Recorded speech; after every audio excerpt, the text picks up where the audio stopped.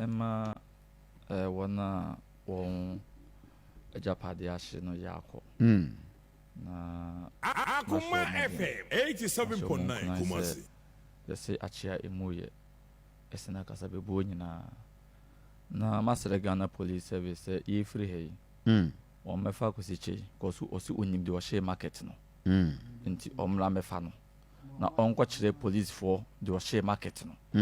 Na bibia ento because obi ejapade e na ahye no.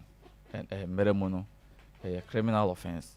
Nti omra mefa no no onko chire nipa kura hu se o market no. In 2016 ofuka number of times the Kumasi market say okay the brave nti na ye hwan ya Akoma FM can they cover Israel for buy na ye hwan ya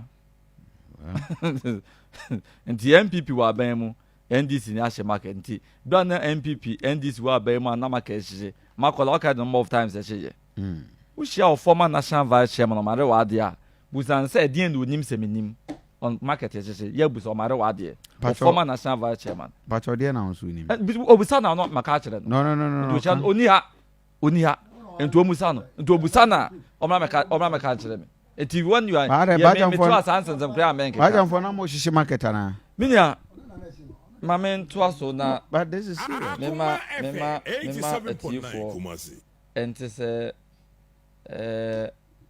yesi bosia no maji